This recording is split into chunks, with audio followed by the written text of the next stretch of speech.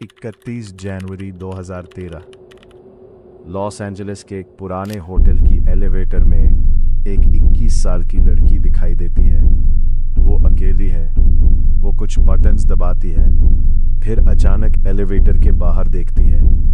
कुछ सेकंड बाद वो बाहर निकलती है, फिर वापस आती है, फिर अपने हाथों से कुछ अजीब मूवमेंट्स करती है और कुछ ही देर बाद वो कैमरा की नजरों से गायब हो जाती है। उसके बाद उसे किसी ने नहीं देखा। लेकिन कहानी का सबसे डिस्टर्बिंग हिस्सा अभी बाकी था। करीब 3 हफ्ते बाद उसी होटल की रूफ पर मौजूद एक पानी की टैंक से उसका शव मिला। सवाल सिर्फ इतना नहीं था कि एलिजा लैम की मौत कैसे हुई। सवाल था वो उस पानी की टैंक तक पहुंची कैसे।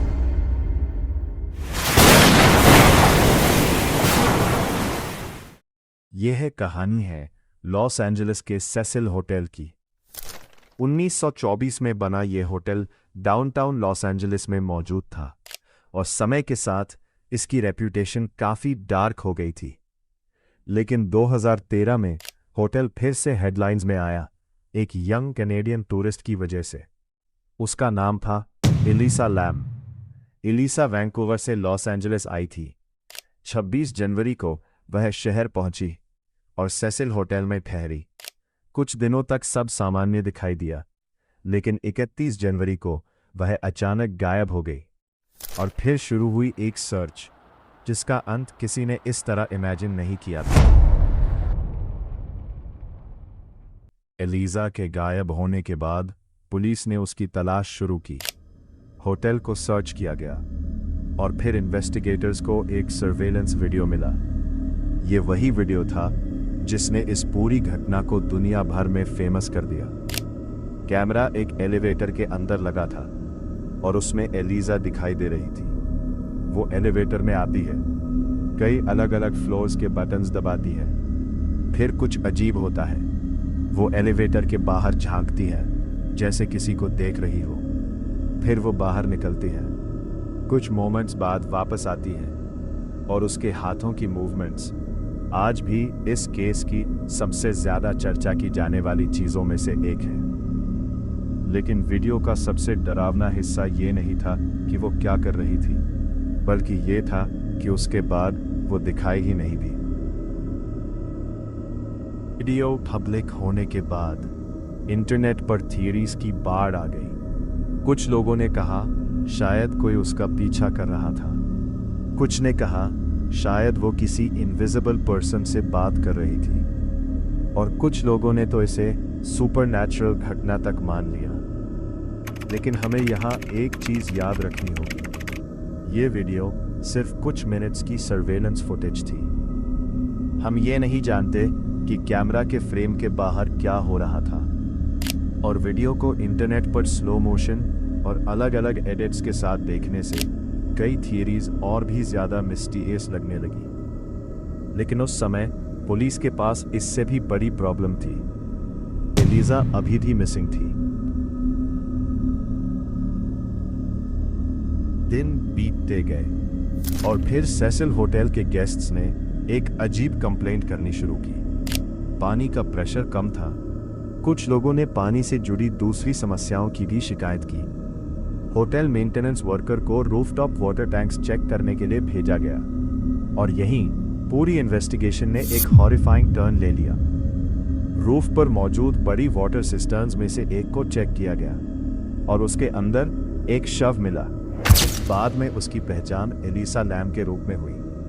वो करीब 3 हफ्तों से मिसिंग थी और अब वो होटल की रूफटॉप वाटर टैंक में मिली थी। अब इन्वेस्टिगेटर्स के सामने सबसे बड़ा सवाल था, एलिजा वो वहां पहुंची कैसे। रूफटॉप कोई सामान्य जगह नहीं थी। पुलिस के अनुसार रूफ तक पहुंचने के लिए एक लॉक्ड डोर था जो एम्प्लॉयज के लिए एक्सेसिबल था। इसके अलावा एक फायर एस्केप भी था और लॉक्ड डोर में अलार्म सिस्टम लगा हुआ था। तो फिर एलिजा रूफ तक कैसे पहुंची? क्या वो खुद वहां गई? क्या किसी ने उसे वहां पहुंचाया? या फिर उस रात कुछ ऐसा हुआ जिसे कोई देख नहीं पाया?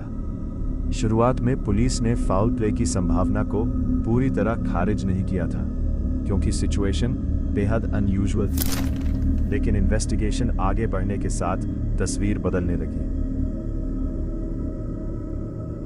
एलिसा के शरीर का मेडिकल एग्जामिनेशन किया गया और टॉक्सिकोलॉजी टेस्ट्स भी किए गए। सबसे महत्वपूर्ण फाइंडिंग्स में से एक ये थी कि शरीर पर कोई विजिबल ट्रॉमा नहीं मिला और टॉक्सिकोलॉजी में भी ऐसा कोई सब्सटेंस नहीं मिला जिसने उसकी मौत में योगदान दिया हो। फिर आया official conclusion. Los Angeles county कॉरोनर ने एलिसा लैम की मौत को एक्सीडेंटल ड्राउनिंग माना और उसके बाइपोलर डिसऑर्डर को एक सिग्निफिकेंट कंट्रीब्यूटिंग कंडीशन के रूप में दर्ज किया। लेकिन ये कंक्लूजन एक सवाल को पूरी तरह खत्म नहीं करता, क्योंकि इससे हमें ये पता चलता है कि मौत का ऑफिशियल कॉज क्या था, लेकिन ये पूरी तरह एक्सप्लेन नहीं करता कि एलिसा रूफटॉप वाटर टैंक तक पहुंची कैसे।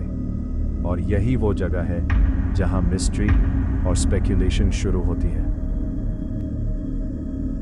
इंटरनेट पर इस केस से जुड़ी कई थ्योरीज सामने आई।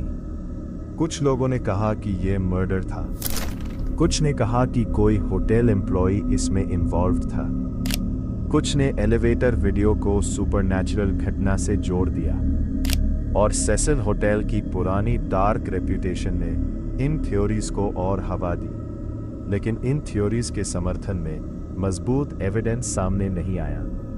सबसे ज्यादा चर्चा एलिवेटर वीडियो को लेकर हुई, लेकिन स्ट्रेंज बिहेवियर अपने आप में मर्डर का प्रूफ नहीं है। और यही इस केस की सबसे महत्वपूर्ण बात है। जो चीज मिस्टीरियस दिखती है वो जरूरी नहीं कि सुपरनैचुरल या क्रिमिनल भी हो। आज हमारे पास कुछ फैक्ट्स हैं। एलिसा लैम 31 जनवरी को होटल में आखिरी बार सर्वेलेंस फुटेज में दिखाई दी। कुछ हफ्तों बाद उसका शव रूफटॉप वाटर टैंक में मिला। मेडिकल एग्जामिनेशन में विजिबल ट्रॉमा नहीं मिला। टॉक्सिकोलॉजी ने किसी कंट्रीब्यूटिंग सब्सटेंस की पुष्टि नहीं की और कॉरोनर ने मौत को एक्सीडेंटल ड्राउनिंग माना। लेकिन उस रात एलिसा के साथ एग्जैक्टली क्या हुआ, वो रूफटॉप तक कैसे पहुंची और वाटर टैंक के अंदर कैसे पहुंची, इन सवालों ने इस केस को दुनिया की सबसे चर्चित मॉडर्न मिस्ट्रीज में से एक बना दिया। शायद एलिवेटर का वीडियो जितना मिस्टीरियस दिखाई देता है, उसके पीछे कोई ऑर्डिनरी एक्सप्लेनेशन हो। शायद एलिसा उस रात कंफ्यूज थी। शायद वह किसी ऐसी स्थिति से गुजर रही थी जिसे बाहर से समझना मुश्किल था, और शायद उसकी मौत एक ट्रैजिक एक्सीडेंट ही थी। लेकिन हमारे पास उस आखिरी मोमेंट की कोई आई विटनेस अकाउंट नहीं है, कोई कैमरा फुटेज नहीं है जो पूरी कहानी दिखा सके। और यही वजह है कि एक दशक से ज्यादा समय बाद भी लोग उसी सवाल पर लौटते हैं। एलिसा लैम उस रूफटॉप वाटर टैंक तक पहुंची कैसे? सेसिल होटल की कहानी में शायद सबसे डरावनी चीज कोई गोस्ट नहीं है। सबसे डरावनी चीज है एक इंसान का अचानक गायब हो जाना और उसके पीछे रह जाना सिर्फ कुछ मिनट की सीसीटीवी फुटेज। अगर आपको ऐसी रियल मिस्ट्रीज, अनएक्सप्लेन्ड इंसिडेंट्स और डार्क हिस्टोरिकल स्टोरीज पसंद हैं, तो थ्रिल बाइट्स को सब्सक्राइब करें, क्योंकि अगली कहानी में हम एक और ऐसी घटना की परतें खोलेंगे जिसका सच शायद उसकी कहानी से भी ज्यादा अजीब है।